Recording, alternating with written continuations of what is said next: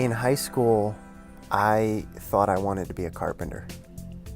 And I had told my parents that upon graduation, I was going to basically go out and start framing houses and do finish work and work with wood. And my mom said, yeah, that's fine, but first you're going to go get a college degree. And so that pretty much settled it. I think one of the more difficult things that I've faced in my life that taught me a lot about myself and about others in my life was sophomore year in high school when my girlfriend came to me and told me that she was pregnant. And it was a moment in my life that seemed very dark, very difficult, impossible to get through. Let's just be honest, it felt like a time that I wasn't gonna make it through.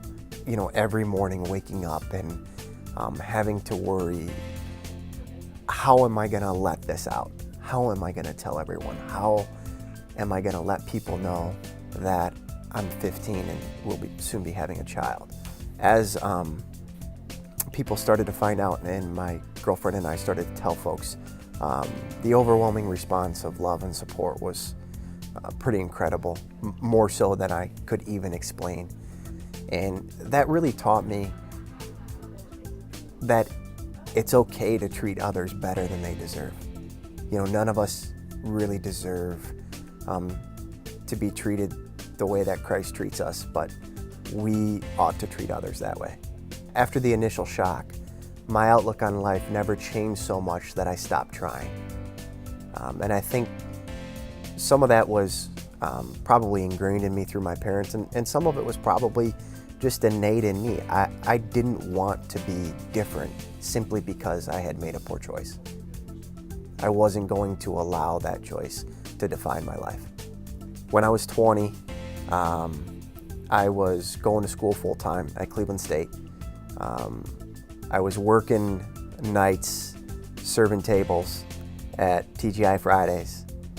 And anytime I had the ability to be off school, whether it be summer break or spring break or Christmas break, I was calling any possible firm that I could within my field of expertise, which was engineering, and just trying to get my foot in the door, trying to get a job, trying to do anything I could to help them and at the same time build my resume and learn more about the industry.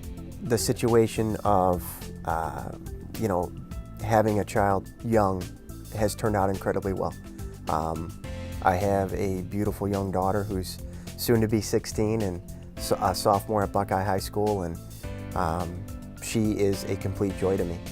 My wife and I, her mother and I ended up getting married. We're now married today. We've had 2 children since. We live in a house in Medina and love every minute of having our family.